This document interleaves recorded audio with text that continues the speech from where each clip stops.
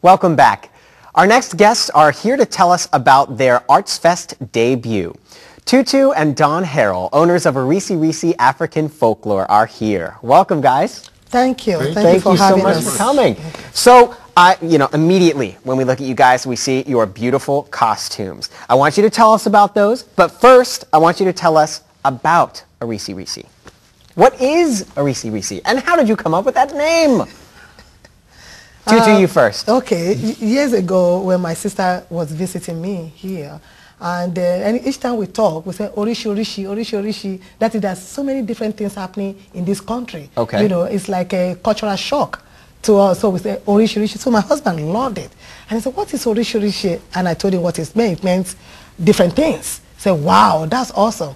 Then a few months later, we were trying to start our business, and he loved it. He said, "We need to name it Orisirisi." Yes. So that's how it came about. Nice. Yeah. And it's just a word that means? Different things. Different things. Just tons of different things. Exactly. Different things Wow. that we share. Yeah. And you made it up? We didn't make it. It's a Nigerian word. It's a Yoruba word. Okay. Yeah, it's a language. She's from Nigeria. Okay. And, you know, it's a Yoruba word from Nigeria. That means different things. And we share folklore and music from Nigeria and other parts of Africa, along with learning, exercise, and different folklore. Dance. So I thought drumming. it was very appropriate. You Wow. know, different things. Now, Don, where did your musical inspiration come from? How did you get involved in making music? Wow, good question. Actually, I started as a youngster with drums. Okay. The first music teacher, Miss Caballo, walked in with the music bag, said, "Good morning, boys and girls." I said, "Good morning, Miss Caballo." And then she just began to hand out the rhythm instruments. Okay. And she gave me the drum. And it was on. I played that drum, I played that drum. I was only 8 years old. And after that, I went home, I played the pots, I played the tabletop. Eventually, my parents got me sticks and a little book and a little pad, a drum pad. The book was called The 26 Rudiments of Drumming. And I found my identity in drumming right on through high school and into early college. And then at a point in life, I began to develop an interest in African culture, and particularly the rhythm culture, and I started studying the African drums and rhythms and so on and so forth. Neat. And Tutu, same story for you, or a different story? Different, because this is my life, you know. So music, dancing, I grew up on that in Nigeria. And so when we met, it was just so appropriate, you know, for us. And we actually started when our oldest son was going to school, a private school.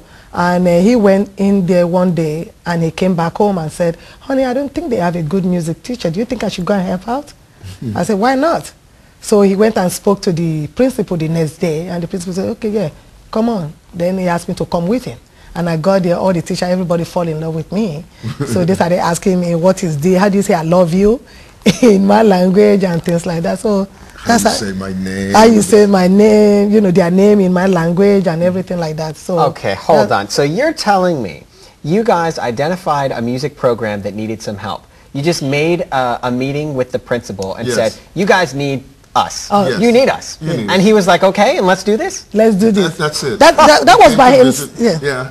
You know, I had a strong background in music by that time. I had done a master's in ethnomusicology and focused on African rhythms and rhythm modalities, and not only in Africa but in the diaspora. And you know, I saw that they needed someone who had some wherewithal to share with the children. So, but then she joined us, and then she used her cultural memory, you know, to share different things that she grew up on, the stories, the children's games, and folks loved it. We began to volunteer all around, from the Brownie Scouts to senior citizens' homes. Yeah. And then at some point someone told us, "You know, you guys could charge for this." And, you know, and so in time, because we really could not keep volunteering so often, we did start setting fees, and interest developed even further, and it became a business for us. and not only a business but a calling, because we found out that we could change things for the good as we move through life with African folklore. Wow.